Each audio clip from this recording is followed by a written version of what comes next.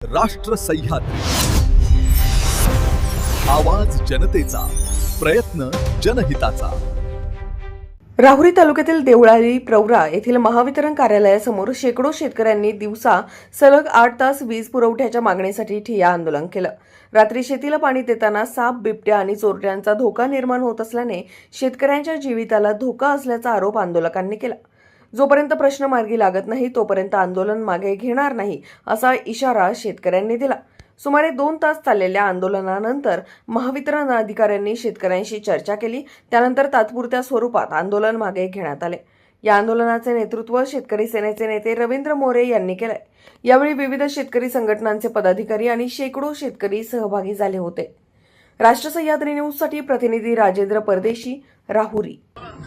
काय नाही, गेली 2 महिन्यापासून आम्ही माझ्या बघतोय का शेतकऱ्याला आम्हाला लाईट नीट चालत नाही। रानात गेला का परत म्हणजे पाणी वावरात पोहोचलं का लगी इकडे लाईट जाते। त्या शेतकऱ्यांनी किती हेलपाटे मारायचे?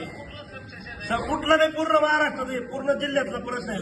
सबस्टेशन नाही पूर्ण आम्ही टाकलेले ऐका, आम्ही ना एरिया म्हणजे तुमच्या सबस्टेशन तुमच्या तुमचं आहे ना, तुमचं काही लई लाईट चालली का?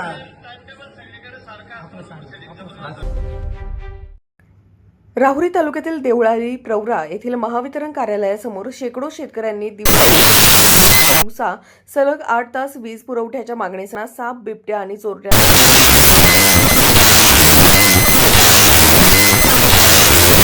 धोका निर्माण होत असल्याने शेतकऱ्यांच्या जीविताला धोका असल्याचा आरोप आंदोलकांनी केला।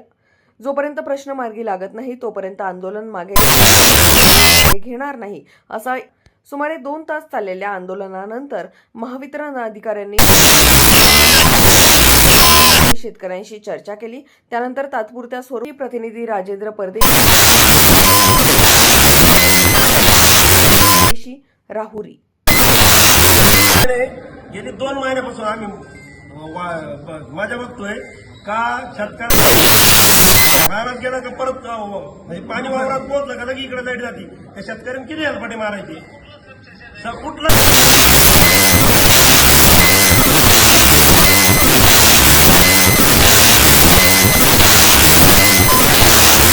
सबस्टेशन पूर्ण आम्ही टाकलेले ऐका, आम्ही ना एरिया म्हणजे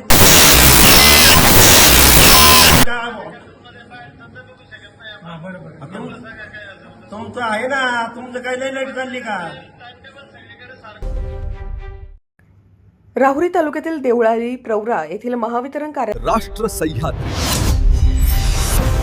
आवाज जनतेचा, प्रयत्न जनहिताचा।